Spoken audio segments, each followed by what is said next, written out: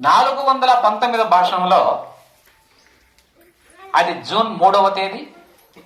మహాపూజకు 3 June 1937 వారం రోజులుంది. ఎంతమందో వచ్చి చేరారు. వారిలో కొందరు భగవాన్ బంధువులు ఉన్నారు. వారిలో ఒక పెద్ద వయసు వితంతువు సుబ్బయ్యార్ పత్ని 1896 ఆగస్టులో ఇల్లు వీడక పూర్వం భగవాన్ వారింటిలోనే ఉండిరి. ఆమెను చూడగానే భగవాన్కు పాత కథలు జ్ఞప్తికి వచ్చాయి. మొదలులో జరిగింది అది పర్వదినం. లడ్డులు కట్టడంలో ఆమెకు సాయపడమన్నారు.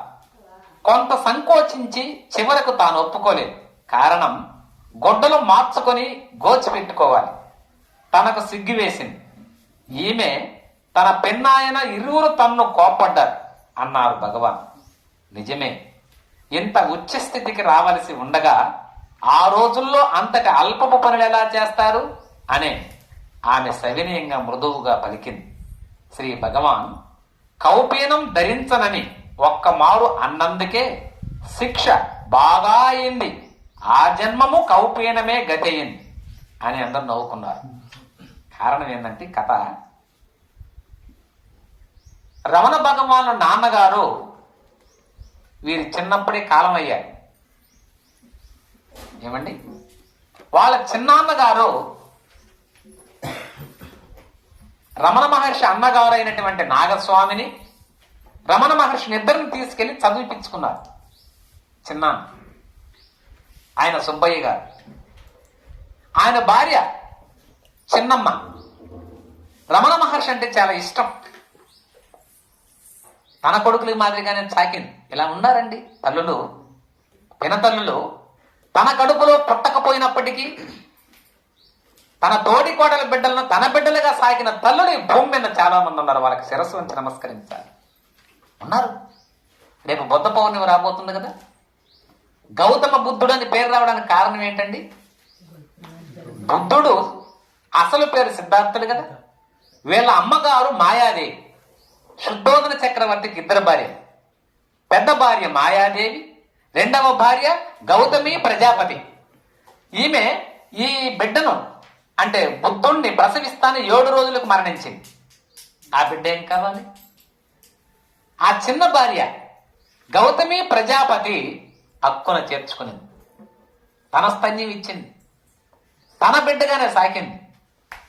ఆ తల్లి పేరు భూమి మీద శిరస్థాయిగా నిలవాలని గౌతమ బుద్ధుడు, తన తల్లి మరణించింది, 7వ రోజే మరణించింది. ఆమె కాదు నాకు తల్లి, నా ఆలన పాలన 29 సంవత్సరాలు సాగింది.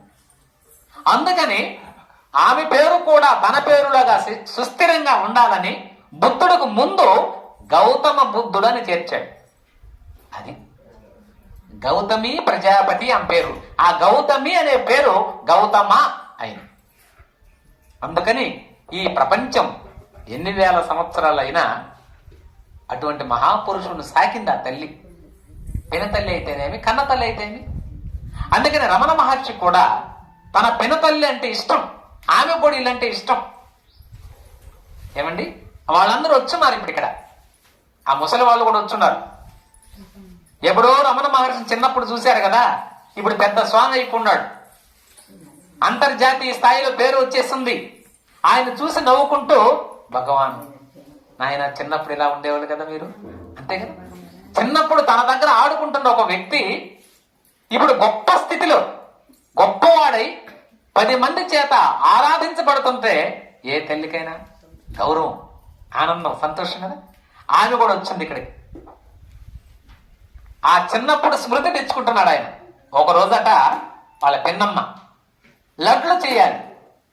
ఆ లడ్లు చేయాలంటే రమణ మహర్షిని వెంకటరామన్ ఆమె ఏ పని చేసినా ఆ పని మొట్టమొదట ఈ బిడ్డ చేత ప్రారంభించాలంట. అదొక నమ్మకం. అని మనవాళ్ళు కూడా చూడలే, మనం ఏదైనా బయలుదేరితే మన కొడుకునో కూతురునో ఎవరో ఒకరు ఎదురుగా రమ్మంటాం, లేదా ఆమె చేత డబ్బులు ఏదో ఇవ్వమంటాం. అన్ని పనులు అయిపోతాయి. ఎవరు వచ్చినా ఎట్లొచ్చినా మన పనులు అయిపోవాలి. అది మనకు అర్థం. అలా నానుడి, అలా రమణులు వెంకటరామనుణ్ణి మొట్టమొదటగా ఆయన గోచి పెట్టుకొని ఆ లడ్డు పిండి కలపమనిందంటారు. ఆయన గోచి పెట్టుకొని చేస్తే ఇంకా సంతోషం అంటాను. ఇజ్జుడు ఎలా ఉందో అంటే ఈ గోచి వ్యవహారం ఇప్పుడుదే కాదు, ముందు నుంచి కూడా ఉంది ఈయనకి వ్యవహారం. నాయన గోచి పట్టుకొని లడ్లు కలుపు అనింది. ఆయనకి ఎందుకో సిగ్గు వచ్చింది. నేను చేయను అన్నాడు. ఎందుకో మామూలుగా ఆయన చేస్తాడు, ఆ రోజు అనగానే గోచి పెట్టుకోవడం సిగ్గుపడ్డాడు. వయసుకు వస్తున్నాడు కదా, అది గుర్తు చెప్తున్నదా అమ్మ. అందుకేనేమోనయ్యా ఆ రోజు ఒకరోజు గోచి పెట్టుకోవడానికి నిరాకరించావు, అందుకని జీవితాంతం గోచి పెట్టుకునే పరిస్థితి ఏర్పడింది నీకు అని అందరూ పక్కపక్క నవ్వారు. అవునమ్మా, ఆ ఒకరోజు నేను గోచి పెట్టుకోవడానికి తిరస్కరించాను కాబట్టి జీవితాంతం కౌపీనమే ధరించి బతకవలసినటువంటి అగత్యం ఏర్పడింది కదా అని ఆ బంధువులంతా నవ్వుకున్నారట. అది ఒకరోజు గోచిని పెట్టుకోవడానికి నిరాకరించిన భగవాన్ జీవితాంతం గోచి పెట్టుకోవాల్సి వచ్చిందే అనే సామెతలాగా నిలిచిపోయింది ఆయన జీవిత చరిత్రలో.